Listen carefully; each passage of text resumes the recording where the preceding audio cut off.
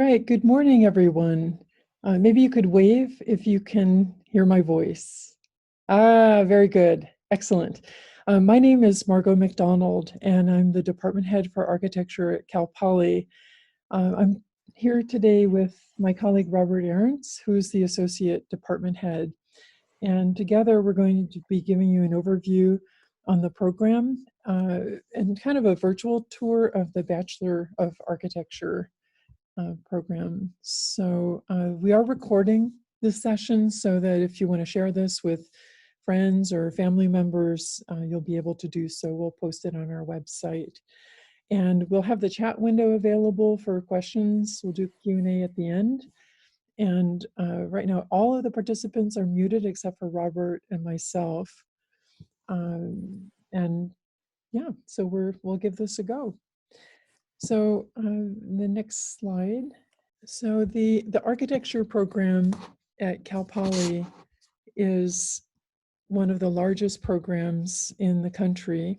We have about 800 students in the program. About 30% of the students are from out of state.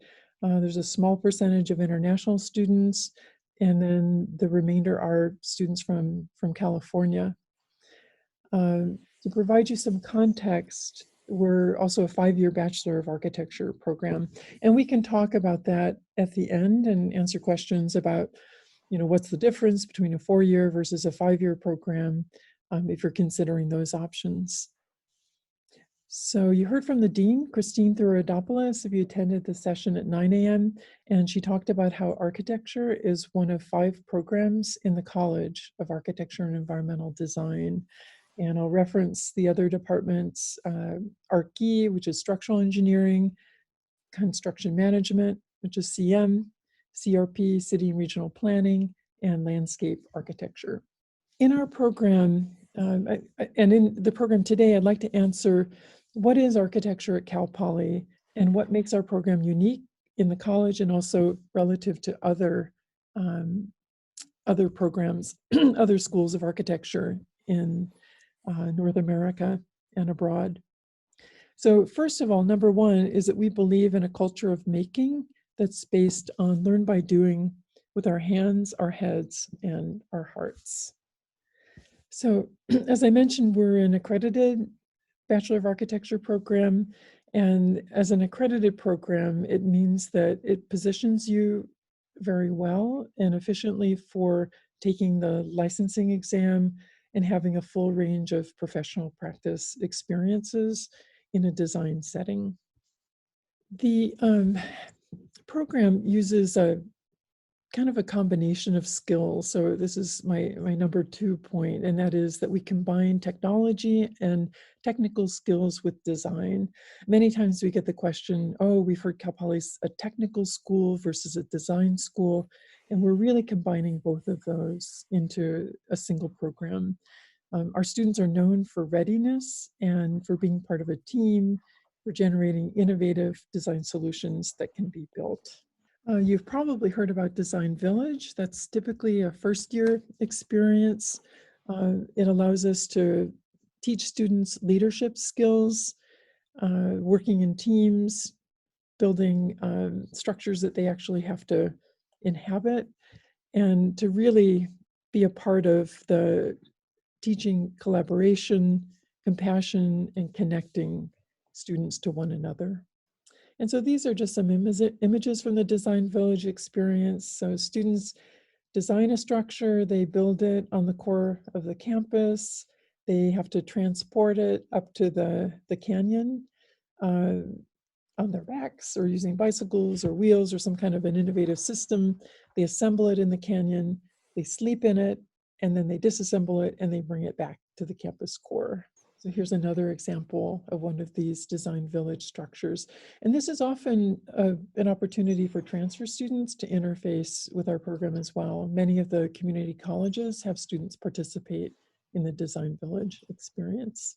And so students learn about gravity, they learn about material properties, they learn about heavy materials, they learn about light materials. This is an example of students using kind of a folded plate construction for something very lightweight, very easily carried into the canyon. So we also teach about human scale. because we are designing for people in the built environment. And so this is an example of a first year project where students were designing kind of costumes in a way and thinking about how people move through physical space. And so the design process that leads into a project like the humans is that there's a drawing environment where students work collaboratively, and there's a designed kind of testing environment, and then there's a construction environment as well. So you take a project all the way from its initial conception into construction. And so here's a view of our shop. This is an area called the Cathedral. It's an assembly area. And so students are working on, in all likelihood, they're working on our Vellum project, which is a furniture design competition. So in the first year, you learn the basics of working in the wood shop. You work with metal, you work with casting, might be casting plaster, might be casting concrete, a little bit of masonry. And then you have that experimental structure experience. And then typically in the 5th year, students participate in this furniture design competition, and that's in the fall. And so I have some examples of student work that show what the products are of this experience. And so there's some benches that students have built. Another example of a bench, example of a light fixture. And then this was actually a 3rd year project, something just as a part of a 3rd year studio where the students were asked to design a bench that fit within the context of their building design project. Okay, and then some images of the studio environment.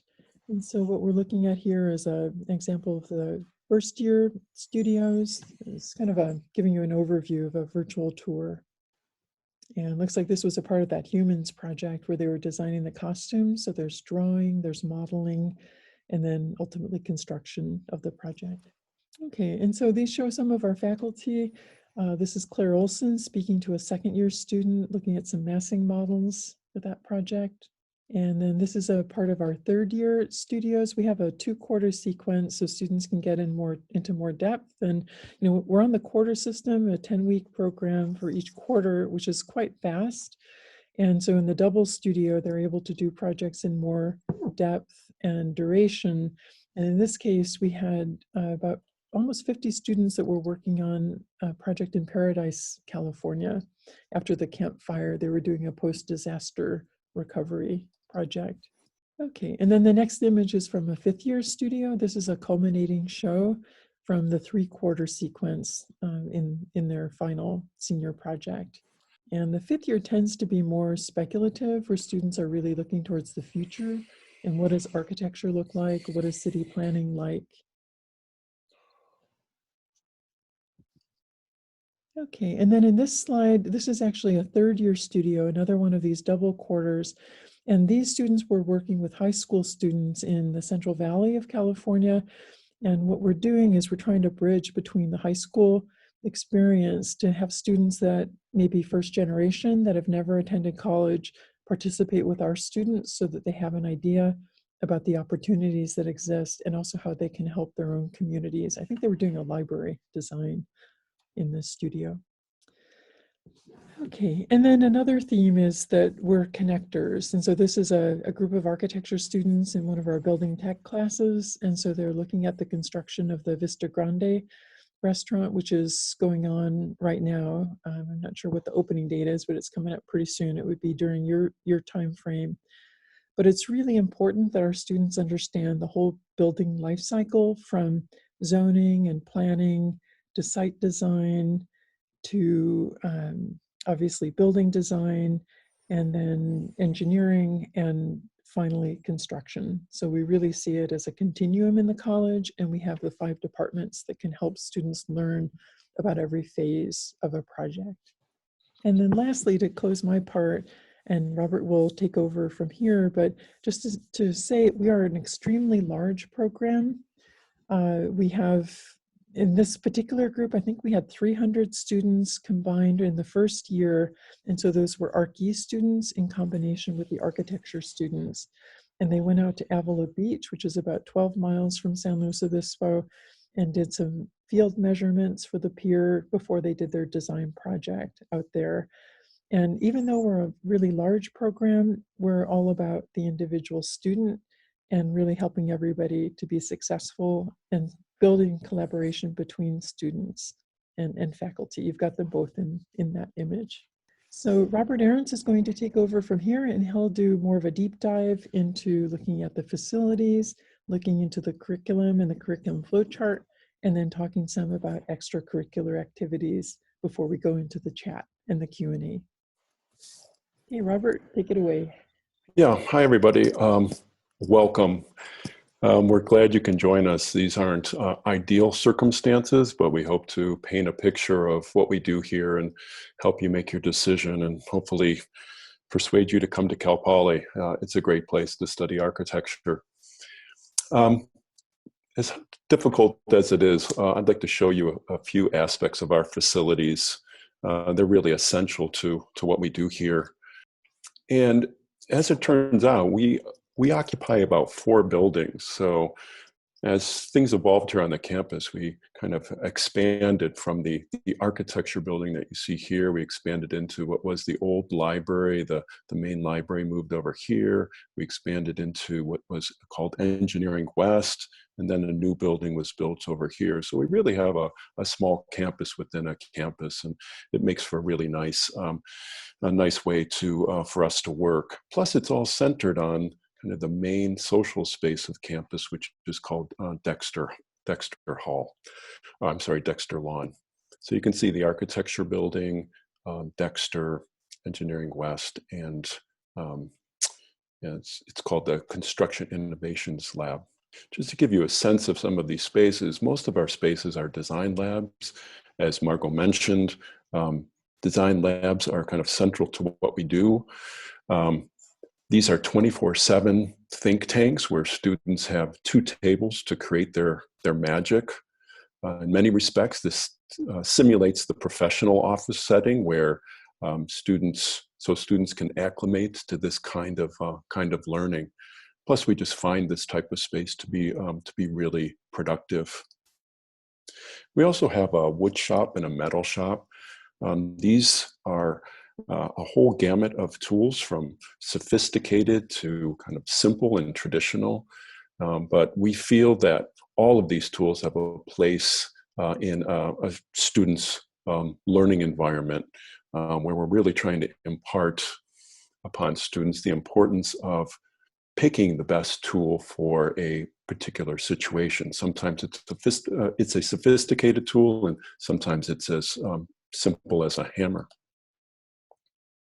Of course, we also have some sophisticated tools as well. Some of the complex problems call for this. So we have laser cutters, we have 3D printers, we have CNC routers, we have plasma cutters, and all of these sort of help us prototype our ideas very quickly. And by being able to look at kind of a range of solutions, we feel that we can kind of advance the design process at a little bit faster rate. I think it's important for our students to present their work publicly. So we have galleries for this to occur. This does a couple things. It makes learning social, and it also helps students hone their presentation skills, which of course they'll draw on heavily when they reach the professional world. Because we have 4 buildings, we have a lot of space in between buildings, and this outdoor space becomes important for us, especially given the size of our program, as Margot mentioned. So here we see the stair court of our architecture building, and in this moment, it's being used as an exhibit space for our first year work. It's at the end of fall quarter where students have designed and built cubes out of plaster, metal, and wood. And all of these are displayed within the stair court. So it's this really exciting time when all the work comes out of the studio spaces and presents itself to the world. Here you just see a few more of these in-between spaces where learning takes place, sometimes in a small group setting, or sometimes in a class setting where we just take advantage of the climate and take our work outside and to this really healthy environment and have class there. The other thing that I'd like to present is our curriculum. As Margot mentioned, our undergraduate degree is a Bachelor of Architecture. It's an accredited 5-year professional degree. That's the shortest path to licensure as an architect. In order to get through what we need to in 5 years, it's a pretty packed curriculum. So here you see how we organize it in what we call our flow chart. You've probably seen this already. It's pretty dense, so I'd like to kind of highlight a few things for you and just try to simplify it. The curriculum's organized over 5 years, and it's also organized into major courses, support courses, and general education courses. What you're seeing here at the top are major courses. These are design studios, they are technical classes, they're all of the classes that pertain directly to the study of architecture. Here you're seeing our support classes. So these are courses such as physics and calculus in first year. These help prepare students for architectural engineering courses, which they take in second and third year. And then we see professional electives, which are predominantly taken in our third, fourth, and fifth year of the program. At the bottom of the flow chart, you see general education courses. They're shown distributed over 5 years, although in reality, there's quite a lot of flexibility when students can take these, so they're often taken in summer or when it's convenient relative to major and support courses.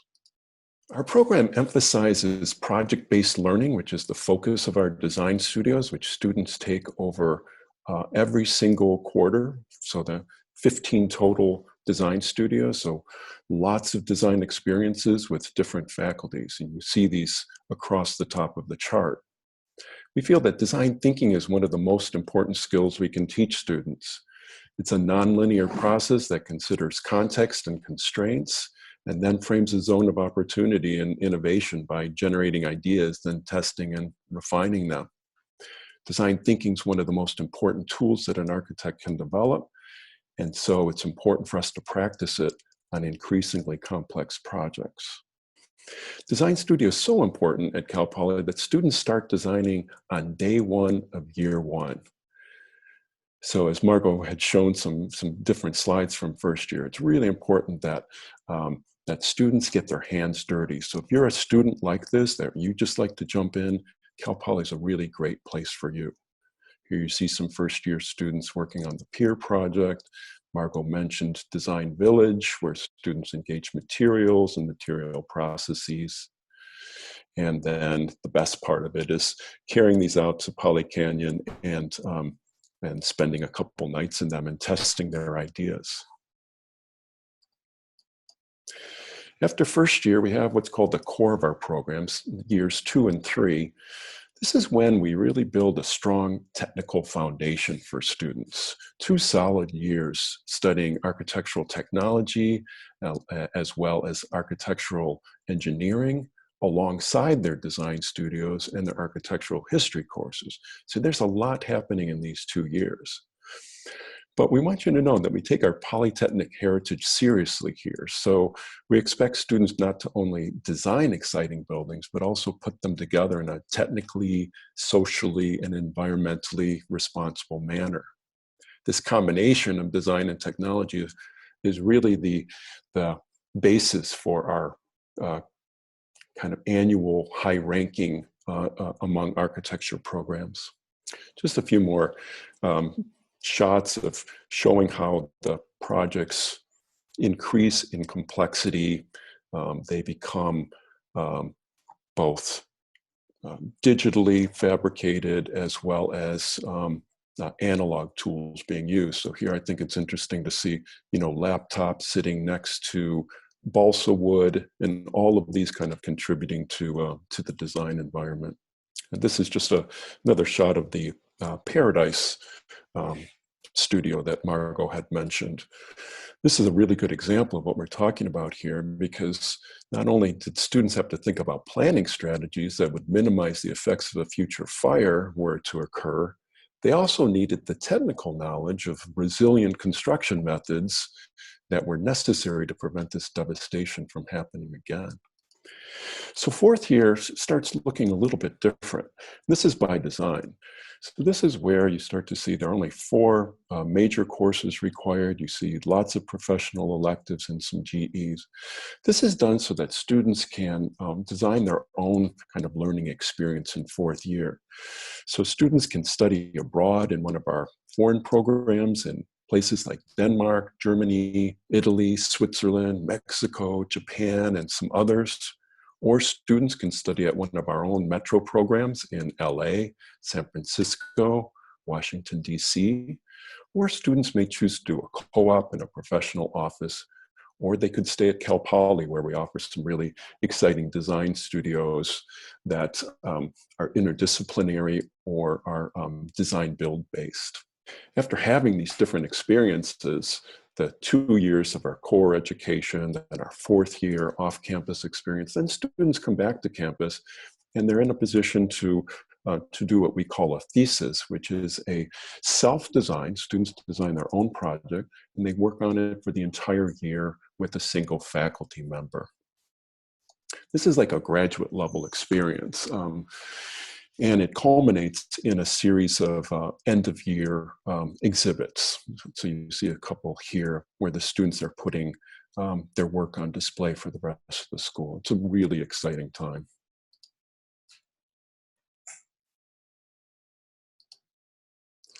And then it culminates here. I think this picture says it all. It's a rigorous 5 years, but lifelong friendships are forged along the way. And students hone life and professional skills, which help them set the world on fire. We also have some extracurricular opportunities here. You know, we encourage students to maintain a healthy life-work balance. Even though it's a rigorous program, this is really important for us. And it's also important that students have opportunities to become involved outside the classroom. So I've listed here a few opportunities for students, some student clubs, some committees that they can join, some college level activities, and then some off-campus activities in terms of co-ops. You know, we feel that a healthy and a happy person is a thoughtful and creative student. So we really encourage you to engage our student clubs or committees or volunteer and perform philanthropic work. So we thought we would paint a kind of picture or give you kind of an overview, and then using the chat function, we thought we would open it up and allow you to kind of personalize our presentation, and we'd respond to any of your questions. If we don't get to all of them today, you can always email us at architecture@calpoly.edu, and we'll respond to those questions when they come up. But we're going to open it up to the floor now. So Robert, I could start by offering the questions that are in the chat already. Great. And a couple that have come through. Yeah, so one of them was about co-ops and internships, and does that possibility exist? So for our students, a co-op is not required, but it is available to students, and usually it's taken in the third year, like at the end of the third year, the summer after third year, or within the fourth year, the summer after. And a related question someone asked was, with the international study abroad programs, can you do internships and study abroad? And the answer is yes. So in some cases, students do them as separate experiences. And then in other cases, we've had students, for example, in Denmark, in our Copenhagen program, that they've done internships concurrently. Or I think we had one last year in our Italy program in Florence. We also have students, had a student last year that studied in Barcelona on a study abroad, and then he found an internship and stayed for an additional term in Barcelona. So we have lots of opportunities, and we allow our fourth year students to swap one of their quarters of fourth year design for a co-op. So you can get credit for it. Okay, so we got lots of questions in the chat, and we will summarize those as FAQs too. So if we don't get to everything, so let me see. Yes. What percentage of architecture students get internships? You know, we work with our Career Services Center, and they may have more specific statistics on that. I can tell you that it's probably about, I'm just trying to think off the top of my head. I can provide more information, but I want to say maybe about a third of the students that we know about. And so those would be students that do internships for credit. So probably about a third of them do, but the majority, we've surveyed students about their intentions to become licensed, and I think the number was 87% of our students said that they did intend to become licensed architects. So another question is that I want to join a sorority and get to have a part-time, probably a part-time job on campus, and to join student government and other clubs and architecture clubs. And so would it be pushing it too far? So a student's concerned about being scared about handling all of it. And, you know, we're definitely supportive of extracurricular activities. We do have student athletes that are architects. We have musicians that are in the student orchestra. We have students that are disc jockeys for the radio station on campus. So we do have students that are very active. It's sort of the nature of the students that are attracted to architecture. I do think it's reasonable to be concerned about time management. And I think what you'll find is the number of students and faculty, we have 40 faculty. So for example, we have 11 sections of first year, we have 8 sections of second year, we have 9 sections of third year. We have a lot of different teaching styles. And so students can typically find a pathway through the program that meets their level of intensity that, you know, that they're interested in pursuing. So we do our best to accommodate. We want you to be on the soccer team, but we also know that you need to be in our classes. And architecture is a lot of time too. It's about 15 hours a week for the most of the studios. Let's see. You know, there are a lot of good questions here. Brian asked, does the architecture program expect you to have prior knowledge? And the answer is not really. You know, we really start on day one, and we start with a very level playing field. We just assume that not everyone has had the same kind of experiences. So we don't expect you to have prior experience. And we will teach you everything that we need to know. There was also a question about laptops. A laptop is required. We'll provide information for you. There's not a specific laptop that's required, but we do use specific software programs that we also will help you acquire in first year. So I would advise you not to worry about any of these things just yet. We'll provide the kind of information that you need, but a laptop is essential. It is. There's another question too, like how much do we hand draw versus digitally draw? And truth is, we do both. It's still important that architects know how to draw. It's expected of us. There are times when you really just need to sort of pick up a pencil and begin to illustrate a particular design problem with the client. So we are trying to develop a full range of skills that include both digital skills and what we call analog or hand skills. So it depends on the studio you're taking, but generally every project will involve hand drawings, digital drawings, and a model, which is both hand-built and digitally built. Mm-hmm.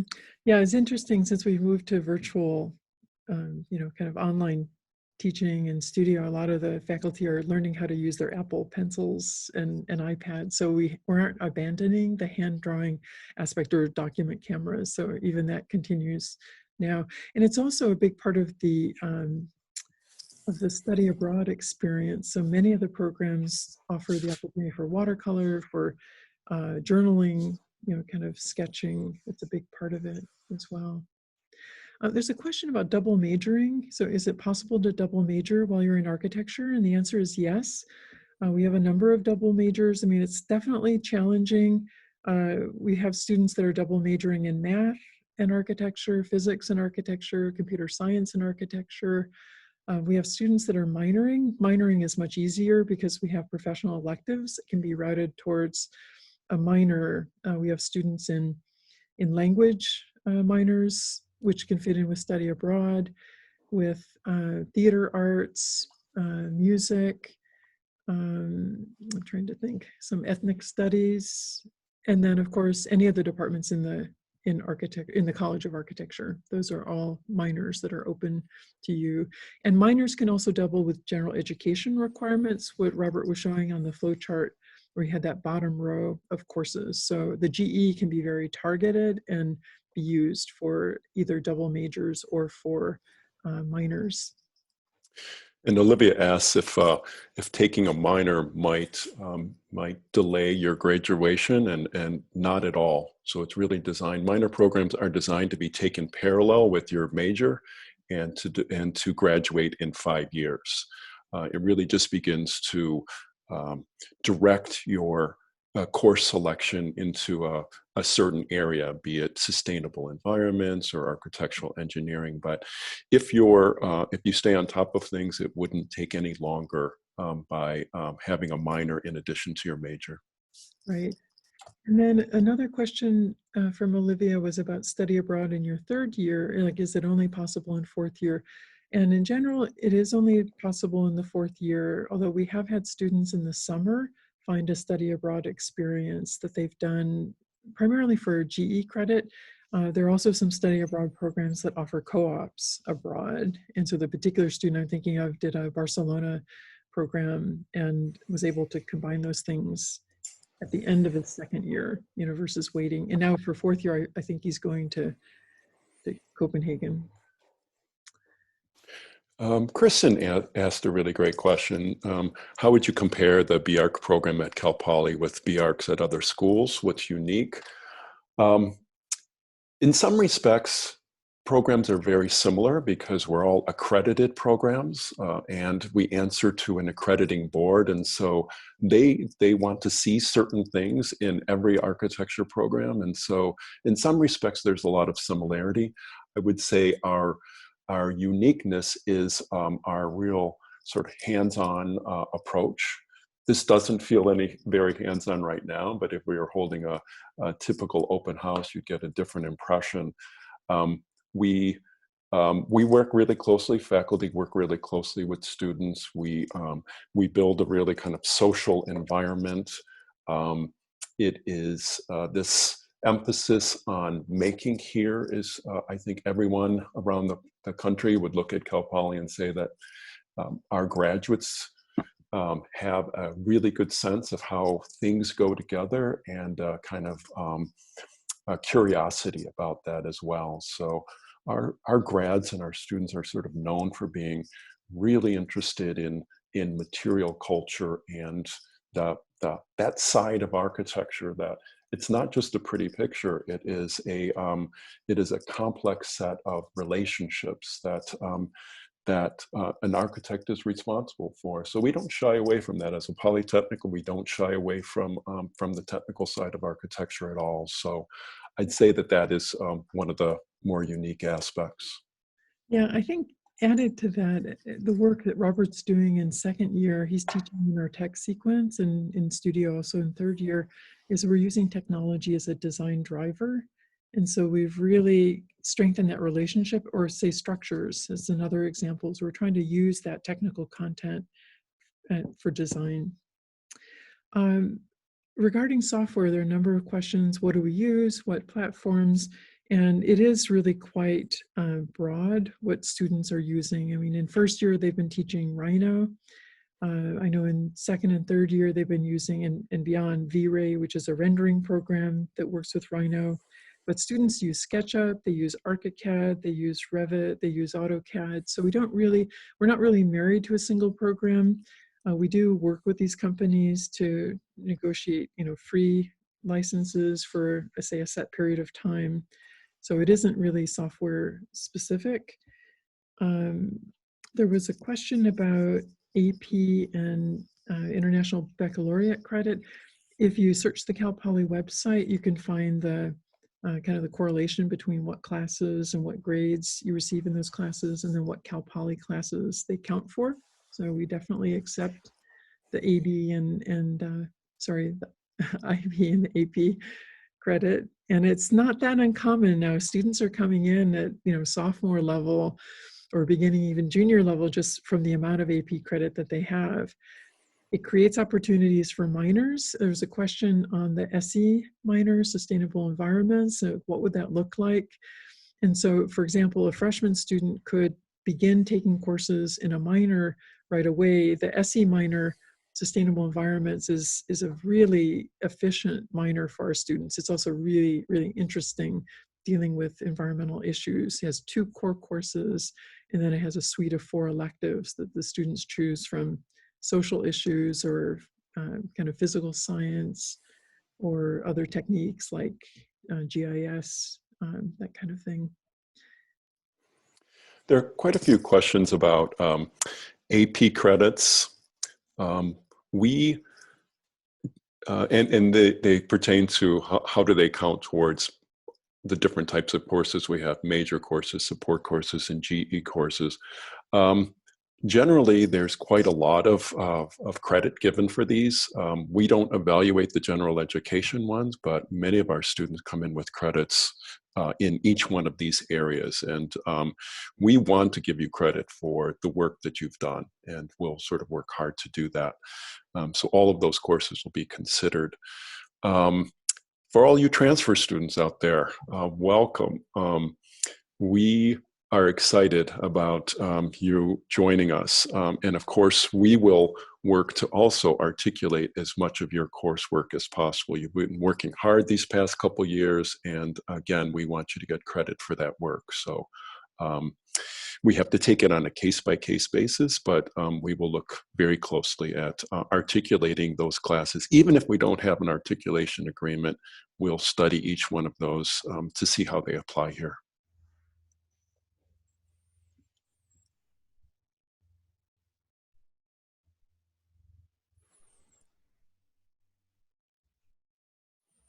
Let's see.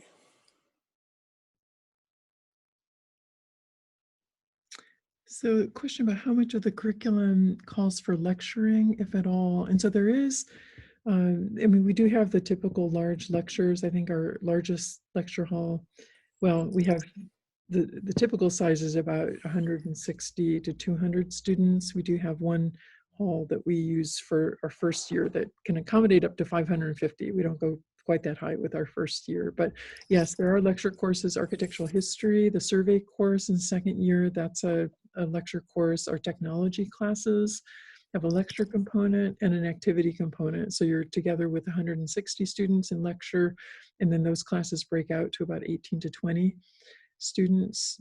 And of course, you know, this quarter, spring, we moved to online learning. And so some of those lectures are asynchronous, you know, where they're completely online, and then others are hybrids. So you have a synchronized meeting, and then also some asynchronous work. We've been told that fall quarter will be in person, but we're also being told, you know, that the new kind of guidelines for social distancing need to be incorporated into our teaching. So we're just at the beginning phase of that to determine, you know, how do we accommodate the things that we really do best, which is the hands-on learning. And there was a question about that, about how things are changing.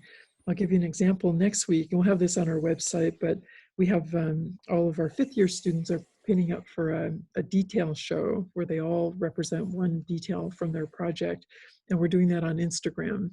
So that's going to be kind of interesting. It'll be a way for people to see kind of how we're adapting to online learning. Margaret, there's a question about students living on campus. Mm-hmm. Okay, so this year they've instituted a new kind of a new opportunity, which is that students entering the College of Architecture and Environmental Design will be required, the incoming freshmen will be required to live on campus for 2 years. And this has been an initiative of our president for really almost since he came, and really citing the data that says that student success is better when students live on campus. And so it is a requirement. I know that it's possible for students to get exemptions from that if they have special circumstances. But we've always had a learning community, like a living learning community in one of the dorms. I think it's in the Sequoia dorm. And so students can live close by so that they can collaborate on classes when they're in the dorm. Maybe I can come back to the online environment that we find ourselves in right now. This has been a difficult transition for us. We are very hands-on here, and Design Studio by nature is really meant to be this one-on-one experience. So it's not an easy transition for us, and we can't wait to get back to a kind of more normalized situation. I do think that we have found creative ways using social media and using online resources to exchange our work. And of course, you do this all the time. You're exchanging ideas, you're exchanging images. As the ideas become more complex, it's a little bit more trickier to exchange those in an online medium, but we're learning a lot. We started our new quarter about 3 weeks ago, and we've learned a lot. And so if we continue, we will get better and better in this environment. But honestly, we can't wait to sort of see you face to face. And you could tell by all the slides that we showed you, like, our work is physical. So we want to get back there as soon as possible. But we're adapting like every single architecture school out there. So we're all the same. There's a national organization called the ACSA, and we hold kind of weekly meetings like this to discuss what we're doing at each school. So we're adapting quickly, and we think it's going to be a rich experience, but we'd like to get back to normal as soon as possible, as I'm sure you would as well. Mm-hmm.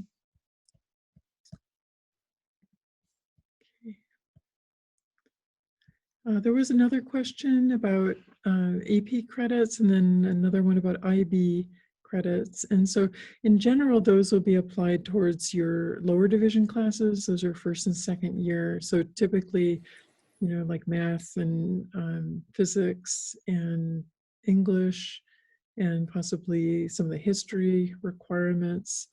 And there are tables that you can look at that tell the grade that you get, and then what the equivalent course is at Cal Poly.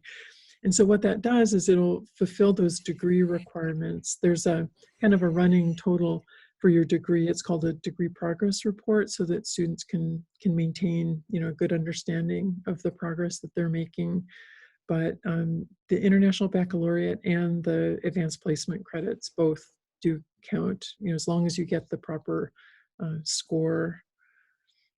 Let's see, a question about summer session before the freshman year. So that is an option, and we'll be publishing the summer catalog very soon. I think it goes public for previewing on April 22nd. And then registration opens on April 24th. And they're still working out increasing the opportunities for financial aid for incoming, for students, for what the fee structure is going to be. It's typically been a flat fee for the summer. And so there's one fee, whether you're a out-of-state student or in-state or international student. So it's all been based on the same fee structure. So that you can watch for pretty soon. And, for example, we're looking at offering our architectural history course in the summer session, and then some kind of catch-up studios for fourth year students. And then there's a question about strengthening or learning new skills before starting to attend. And I know one of the things I always encourage students to do is drawing. If you haven't had that opportunity, like a lot of students are academically really strong, really high GPA, but then maybe a little bit timid when it comes to drawing. And I'd highly recommend that you just get a sketchbook, a pencil. There's some great books on learning how to draw if you haven't had drawing experience, but kind of take a dive into that. I would second that. I think, your generation is so adept at learning software and the digital environment. So you're probably coming in with really good skills, and you'll also be able to pick up what we will introduce you to you in first year. So I'm not really concerned about the digital side of things. I would be more concerned about being able to express yourself with hand drawing. I think it's something that is, as I mentioned earlier, expected of architects, and it's easy to overlook. I'd also say just just spend the summer really becoming a really good observer. Use a camera, take in the world.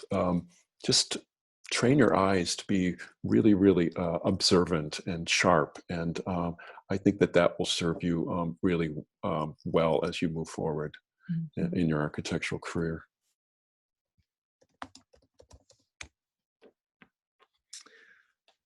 Okay, and there were questions about the Living Learning Center. So I know there are thematic dorms as well. We have a brand new complex that was just opened this year that is pretty amazing. So I know housing is, that they modify those opportunities. So in addition to a college-based learning community, there are other learning communities as well that are thematic.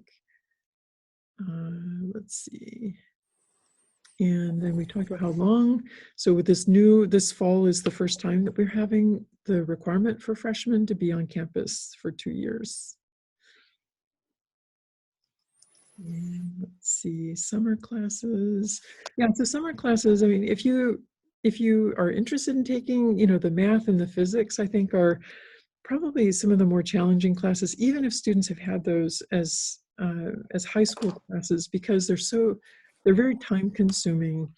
And studio, of course, can be very time consuming. And usually students prefer to put their time and effort into the design projects as a matter of pride and just a matter of acquiring those skills. So if you have the opportunity to get ahead on any of those classes, I think those are probably the two main ones in math and physics.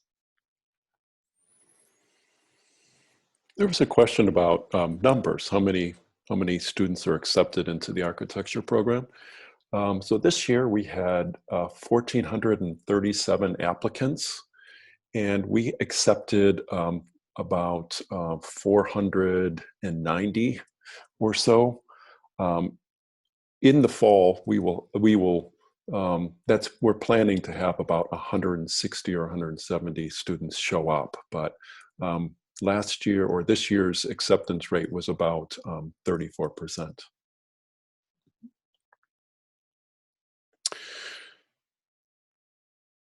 There was some question about community college classes in terms of GE classes. That's a really smart way to go about it. Those classes are a good value. Sometimes they're online. I would really encourage it. There is a website, I think was mentioned, called assist.org. If you have any kind of questions, you can see which courses from a particular community college, how their courses articulate with Cal Poly. So there are tools out there to help you make decisions about acquiring credits that can be applied to your degree here. It's a really smart strategy. Mm-hmm. Yeah, there's a question too from Sophie. Let's see, it's from Sophie about being interested in the courses opportunities related to environmental sustainability and regenerative design. And we talked some about the sustainable environments minor, and that is, I would say, probably one of the signature programs within the college. It is a college-based program, and it has 2 core courses. It has kind of an introduction to various topics. It's usually thematic, so they might pick health or energy or water or waste in the first term. And then in the second term, they do problem-based learning in teams. And so the teams then work often on campus projects or community projects. They did some work with biodiesel, working with the food services on campus and using, processing biodiesel for the vehicle fleet. They instituted or they helped to promote a ban on plastic bags in the city of San Luis Obispo. And so they pick real world projects that they work on in that minor. We also have an emphasis on sustainability and regenerative design in some of the studios. So we have several faculty that are involved with the AIE 2030 challenge and the firms that are working in that arena. And we have some of the fifth year studios as well that work specifically on regenerative design. Another dimension to that is also humanitarian design. So we do, for example, we have students working as an extracurricular activity, some for credit, some not, with the Bank of America that has an affordable housing competition. And we've placed top in that for many years. And then, various competitions that pertain to, like with the U.S. Green Building Council or the ULI, the Urban, the Urban Land Institute. So there are design competitions that also support that kind of learning. Yeah, we did a symposium on resilient design, which is another kind of iteration of sustainability and regenerative thinking that has to do with responding to stresses and shocks in the environment. So things from designing for wildfires, which in California is one of the kind of dominant threats that we experience. And so how do we as designers adapt our skill set to respond to those issues? And drought is another example. So we're very interested in those topics and how they work across disciplines. A question about how participating in the Quarter Plus impacts coursework in the major. And so typically there are at least some GEs that are available to students. Architecture hasn't participated in the Quarter Plus, although this year with our summer offerings, it will be kind of like that, especially with their offerings being online. So you don't even have to be on campus early if you don't want to. Software available over the summer. So that's something I'm not sure. Many of the companies, like ArchiCAD and Revit offer student licenses. And so you may be able to get the student license as a high school student. Or once you get your Cal Poly ID and your Cal Poly email, then you might be able to do it that way as well. Evan asks a really great question about how student work is exhibited. It's exhibited publicly, and everyone is invited to see it, and we definitely encourage students at all years to get around and see other student work. Some of our events are very public. Margot mentioned the Vellum furniture competition. This actually happens, the final event happens in downtown San Luis Obispo and becomes like a big kind of citywide event. We also have an end of the year exhibit for our fifth year work in the largest space that we have on campus called Shumash Auditorium. And the public comes to this as well. So there definitely are events that that are well publicized and the public attend. We also have a lecture series called the Hearst Lecture Series, which is open to the public and lots of professionals and just normal citizens will come to those as well. But the key thing is that anybody can come if they hear about it. So it's not they're not exclusive to Cal Poly or architecture students. Yeah, that's true. And actually this quarter in particular, we have with our LA Metro program that Robert mentioned, is a 2-quarter program in downtown Los Angeles where we rent space. We're running webinars from that program of various professionals. So those are open to the public. So there was a question about what kind of emphasis we have on design. Are we more residential or more commercial based? And I'd say, in a program our size, you're pretty much going to encounter every type of project. It's really very broadly based. There are, in second year, they go from urban scale to housing scale. They do community design in various studios, individual buildings. And so we don't really have a specific emphasis. It's really very broad brush because, when you get your license too, you're licensed to do all of those types of buildings. It really isn't building type specific. There was another question about architecture students being able to, like how long they can be, how much time they can be studying abroad and in a co-op. So the study abroad programs vary from a quarter long, including summer. We have some summer programs to an entire year, and so all 3 quarters. And so, for example, Copenhagen and Florence, we have several programs in Germany that are year long. And some students actually do even the summer before and the year long programs. They might want to do a co-op in the summer and then study abroad for the year. So it's very flexible. You can also be on campus. We do have opportunities. I think Robert mentioned that when he was showing the flow chart for students to take interdisciplinary studios on campus, including landscape or integrated design with Archi or construction management. Kristen asks about the nature of the work. Is most of it collaborative or most of it done on a individual basis? And the answer is it's both. First year tends to be a lot of group projects just because they can be quite large. You saw the Design Village project where students are building a shelter. That's a group project.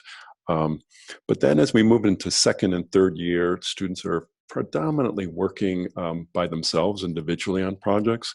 Of course, it's really important that students engage with every aspect of a project in each stage of design. So sometimes it's really necessary to just work individually. And then oftentimes we'll come back together in fourth year and we have a lot of interdisciplinary and kind of group work that occurs then. So there's a variety of things. So I would say that it's probably a 30-60 split, with 30% being group work and 60% being individual work. Okay, there was a question about drawing classes and if they're a part of the first year curriculum or general ed. And the drawing is integrated into the first year curriculum. So it's really looking at, we use a different term, we call it representation, which is all forms of drawing and modeling. So that is a part of your major courses. There's a question about waitlisting. If you're waitlisted, what are your chances of getting in? And we don't really know the answer to that, but I do know that our admissions office is very closely monitoring, our applications and making sure that we meet our targets. And whenever we're asked, are we willing to take more students? Because sometimes other departments don't fill as rapidly, and architecture always has a nice deep pool of qualified students. And so we're very open to that, but the decision is made at the admissions level. So, it could happen really at any time. So I would just stay in touch with admissions to pay attention to their, to the wait list. And if there's anything, I'm sure they'll be in touch. A question about LEED certification. And so there is a class in construction management. It's called CM317. That's an online class that's specifically helping you to prepare for the Green Building Associate.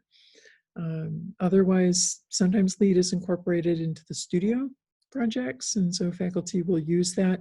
Or another example is the Living Building Challenge, which is a more, in a way, comprehensive approach to designing regenerative buildings. So not just green, but really taking it to a higher level.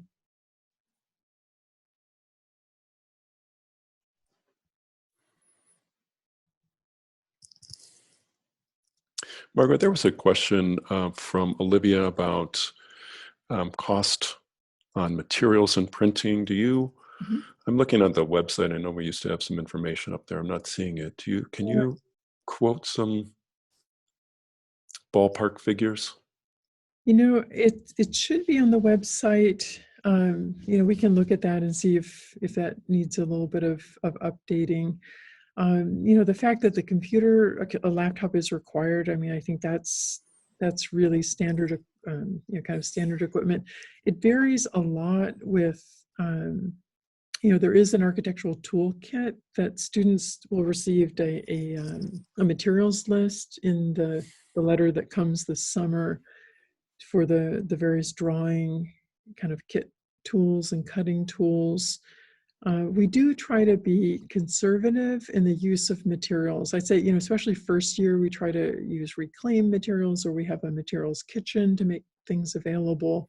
So, I would estimate it's, probably on the order of several textbooks worth of materials, maybe in the $250 range in the first year. Depending on what kinds of models, Robert showed some examples. Students were working on like basswood models. Those can be expensive, but you're not required to use the most expensive materials. So we can see about something more descriptive and make that available on our website for costs. There's a question from Brian about the percentage of students who complete the degree.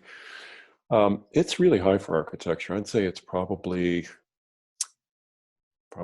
close to 90%, 95%. Because students are deciding on their major coming into the program, there's always some realizations, usually in first year, that this may not be the major for you.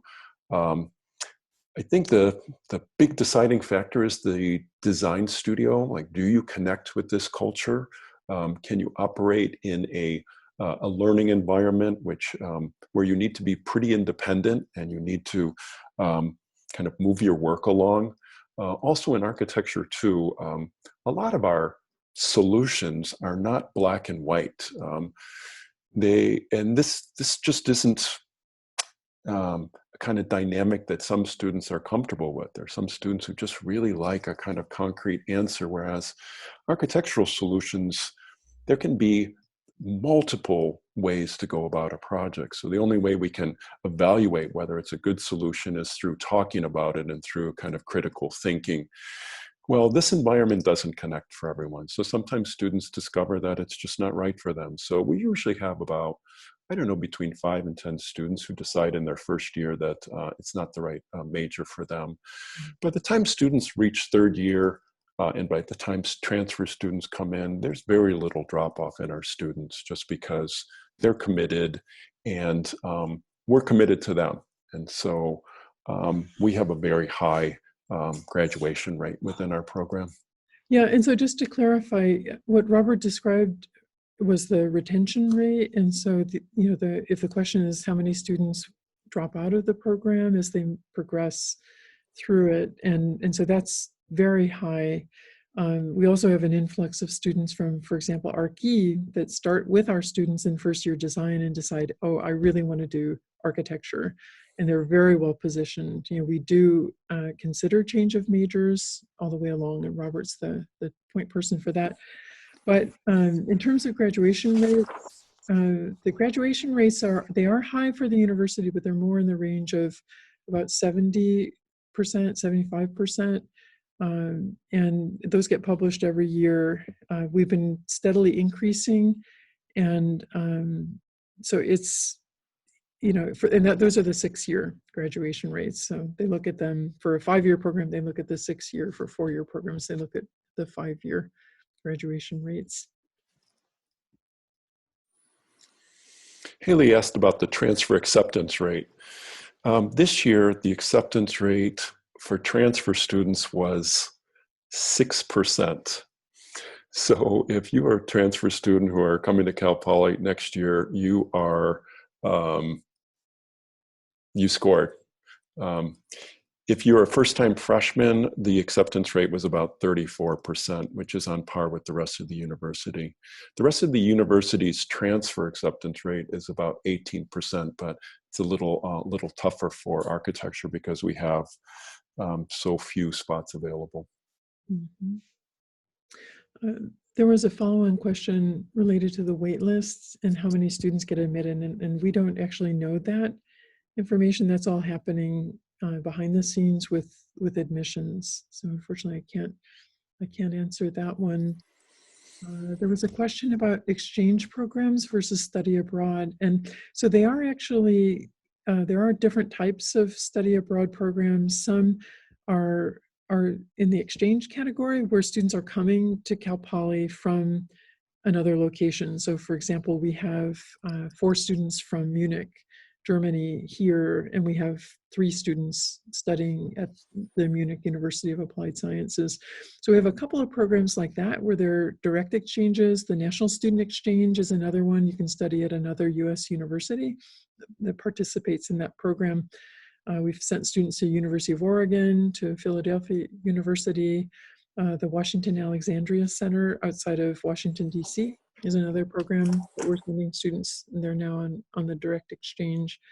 And then the other programs are like a one-way study abroad where we're sending students, and maybe other universities are also sending students to the same program. And it's a third-party program like the Danish Institute for Study Abroad. And then other programs, we have a lot of these programs. That's one of my main areas of emphasis. Other programs, we have Cal Poly faculty leading students. And so we have students going to Japan with a faculty member. And so we have about 20 students, and we have several people, we have a Japanese scholar who leads students, Claire Olson, who is one of the images, leads students. And we have a study center in Mexico from one of our alumni that students can go on. So that's the study abroad question. And then there was a question about master's programs. So it's a relatively small number of our students that go on to master's programs. The ones that do typically go to Columbia University, to Harvard, to MIT, UCLA, University of Oregon. We have some going to University of Washington. And we do have a blended master's program if students want to, while they're within the bachelor's, if they want to start a master's, and they can complete that within 1 additional year. But it's a Master of Science in Architecture. It's not a professional degree. Yeah, just to fill in a little bit on that, it's hard to know an exact number. If I had to guess, maybe 15% of our students get master's degree. It's difficult to pinpoint it just because students may not go to grad school. Most do not go to grad school immediately after graduating. They usually work for a while, and so it's difficult to track these students. I wrote some recommendations for some students recently who graduated, I think, about 8 years ago. And they were interested in advanced degrees because one in particular is really interested in sustainable practices. And so certainly she received a good kind of basic understanding here, and through practice, even more so, but now really wants to align herself with research in that area. So students who are interested in research or who are interested in teaching might go on for a master's degree. But it's important to know that the degree that you take away from Cal Poly is an accredited degree that allows you to become a licensed architect. And so the majority of our students, that's their interest in becoming a licensed architect. But as I say, some do want to take some advanced studies, but probably in the 10 to 15% range, I would guess. Yeah, and in other areas, there was a question related to master's degree, like what areas of study. And so, Robert mentioned some of them, especially, that are complementary to doing this professional degree. And so they might do it in history theory, or they might do it in, building performance, like energy performance, or they might do it in a different field like real estate and property development, or an MBA. So those are examples of what students have done in their master's studies. And let's see, is it worth it to get a master's degree after you already have your architectural license? So, I mean, it really depends on what you want to do. As Robert said, people that want to teach, typically a master's degree is required to teach. And so that would be a good reason to do it. Or for some kind of, something related to the work experience that you're getting. It depends on the state. So there's different licensure requirements on a state-by-state basis.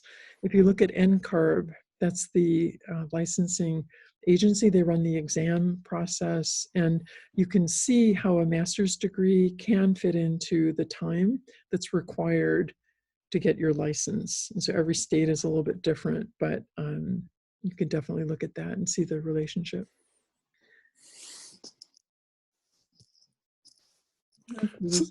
Some tough questions coming in. What is your take on the growth outlook for the architecture field? I might have had an answer for you 2 months ago, but now it's much more difficult. Architecture is really tied to the economy. So building projects are very large projects, and they usually rely on someone else's money, usually a bank's. And so it's really tied to the economy. So if you do come to Cal Poly and you become an architect, over the course of your career, there will be some ups and downs. It's just we're tied to the economic cycle. So it's really difficult to say. Some people would say that there will be this kind of fast growth coming out of the COVID crisis, just because things are a bit, tamped down at the moment, and things will go back to normal. But it's really, really anyone's guess. The good thing is that if you come here, there will be 5 years for us to sort of recover from this kind of situation. Mm-hmm. Yeah, and there was another question about career services. We do have a career services office that's very helpful in terms of looking at prospects. We organize a career fair several times a year. And, one of the benefits of being such a large program, I mentioned 800 students, is that our alumni network is huge. So when you go out to look for a job, you don't have to look far to find a Cal Poly graduate in an office if you're looking for that kind of work. There's also a lot of diversity in the kinds of work and careers that students have. I mean, I've seen it in the co-ops, and I've seen a lot of growth in this area, like curation. We've had students work in co-ops that are museum design or retail design, display spaces. We have a lot of students interested in fabrication, so they're working for firms that do the digital modeling for, say, building facades, or for interiors, for ceilings and walls and interesting kinds of display spaces. And then we have students going into real estate and property development. And so one of our 5th-year students came in and told me that, she just signed a contract for, $87,000 as a graduating 5th-year student. And this was totally unheard of. Typically salary coming out of school is going to be in the $50,000 to $54,000 range per year. And so it was pretty amazing. And this was a student that was very involved with extracurricular activities and clubs and AIS, and in her home, international student that came from abroad, she had also done some philanthropic work. So that was pretty amazing. So lots of choices within the field. It's not a monolithic form of practice. So there's a question about, I know there was a question about access to classes. So first year, you're guaranteed. I mean, for all of our majors, we make sure that there's space for you in all of the major classes. We are a very tightly packed curriculum, so we want to make sure that you don't lose time by being held back with any of your major classes. There is room for electives. We have 18 units, quarter units of electives, and those can be taken in any of the CED majors from 100 level through, we even have graduate classes, 500 level, or they can be outside of the CED. Even the professional electives can be in minors including like a studio art minor. So lots of flexibility there, and especially if you come in with AP or IB credits. So you're going to have space in your schedule that you can take these other classes. There's a question about licensure. Is acquiring, I see this is from Ephraim, acquiring an architect's license is a separate process that involves a lot of time and experience working in firms. Acquiring a degree from an accredited program like the one at Cal Poly, does it earn you credit towards your license? And which is also why accreditation is a huge benefit.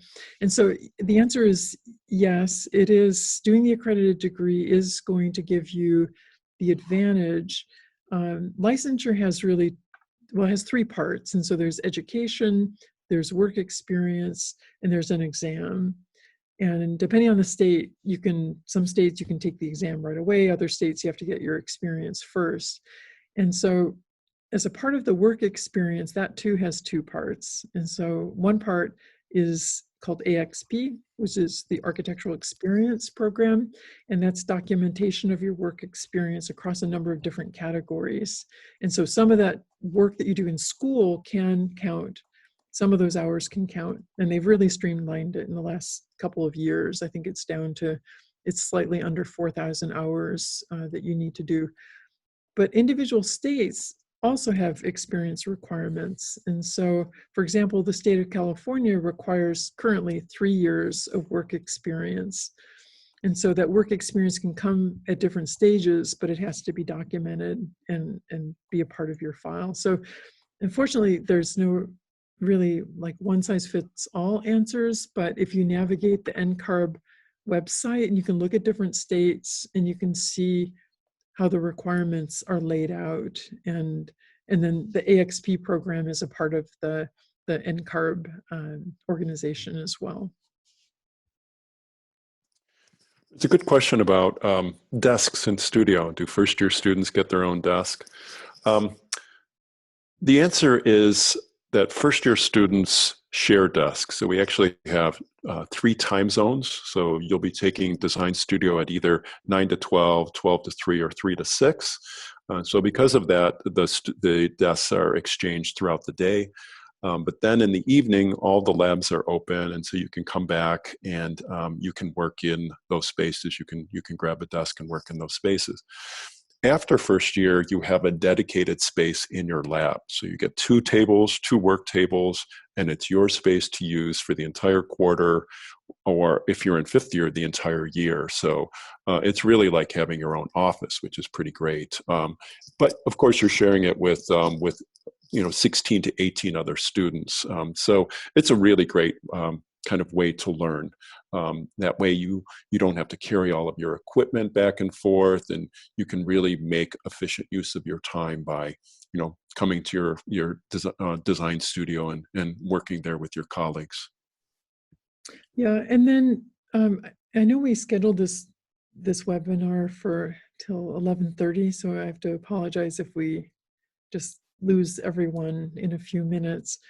So just to reiterate that you can email architecture@calpoly.edu, and if you'd like an individual meeting, Robert or I are available for that. We can do individual Zooms. We can do additional Q&A, and we will post the FAQs and the answers to the questions. There was a question about if students find themselves working in California after graduating, and it's pretty broad, I'd say. I mean, we have certain states that are very common. I mean, California is one of them, but a lot of students go to New York to work after they graduate. We have students that have come from Texas, from Colorado. So there are certain states where it seems like we regularly get an influx of students. Also from certain countries too, that we have international students. It seems to be very regular kind of pipeline, if you will, for students to come. But they definitely do not exclusively work in California, mainly because we have one of the highest percentages of out-of-state students at Cal Poly. When we did our accreditation in 2017, we had 37% out-of-state students. Scholarship opportunities for first year, there aren't many directly from architecture, actually. There are, excuse me, some university scholarships that are available, but we're undergoing our scholarship process right now for the continuing students. So once you're in the program, you can apply. There are other opportunities too for assistance, including a kind of a Cal Poly Cares program if there's a need for emergency financial assistance. But you can read about our scholarships on our website, and you'll see the majority of them are, they're not for first-time freshmen, but they are for students in their later years, including a travel scholarship. We have an anonymous donor that's been supporting student field trips for students in need.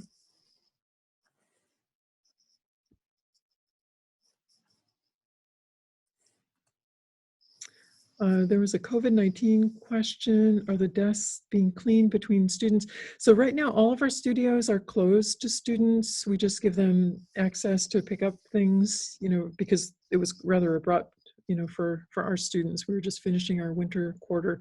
So we'll know more about that for fall when we begin our in-person. I'm certain that we're going to use whatever the standard protocol is for keeping the spaces clean and hygienic, so that students would be safe and be protected. The question about block system, it's probably the block scheduling that we use. And will you be able to go in and choose your own courses? So we do use a method called block scheduling every quarter of your first year. And the good thing about it is that it gives you better access to courses like math and physics and English and some of the GE courses before all of the university has access to those classes. So you get block scheduled in, but then you do have the ability to modify your schedule. If you need to take something in a different sequence, we ask that you consult the department. If it's like a major course, like a studio course, we don't want you to drop something and then we can't get you back into it. So we work with you on that. But you do have some ability to choose your own classes, even though you are blocked into the core courses. Students split into multiple studios, 16 to 18 students. Yeah, so the first year are the largest studios. Those can be up to 24 students.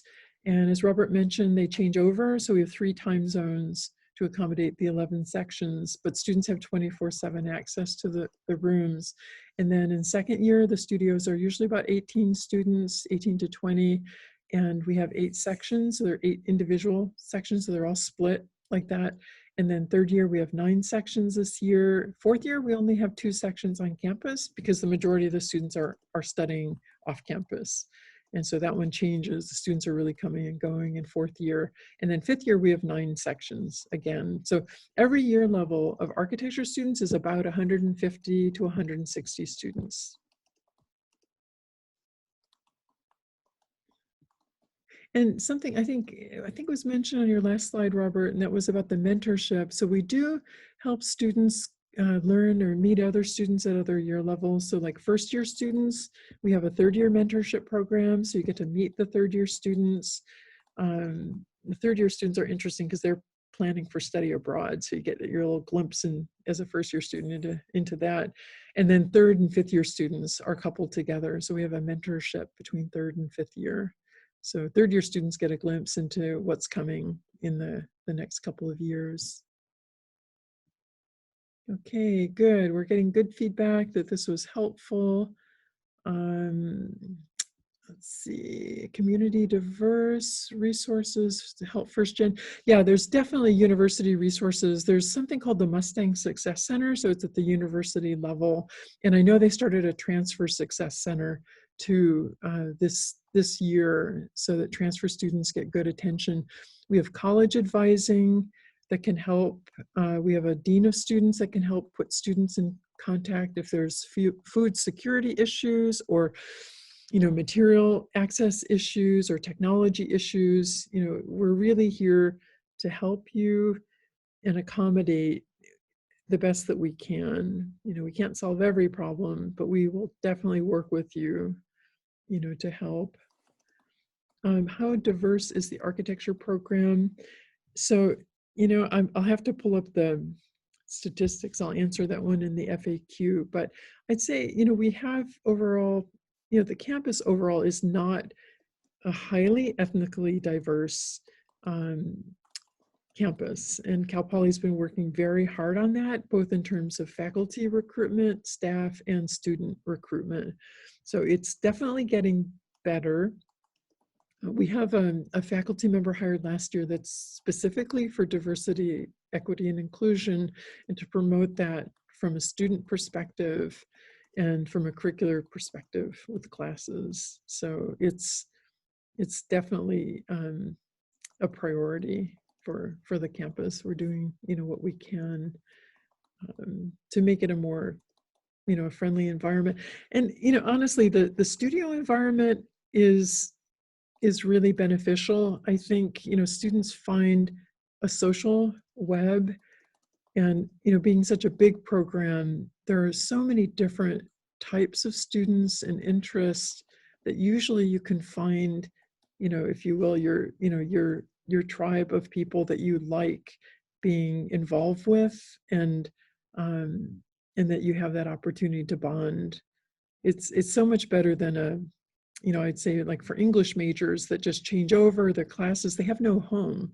Our students have a home in studio, and they have a very close-knit relationship with their professors because, the class sizes are small compared to the main university classes.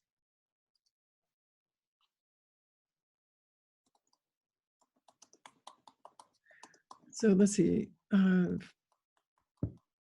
Yeah. Okay, good. We're getting a lot of thank yous. It looks like they didn't cut us off at 11:30, which was very nice. I think we can stay on a few more minutes if people still have questions. It looks like the chat box is slowed down, so maybe we are at the end here. Great. So I'm seeing thank yous and see you in the fall. We can't wait to get back to in-person.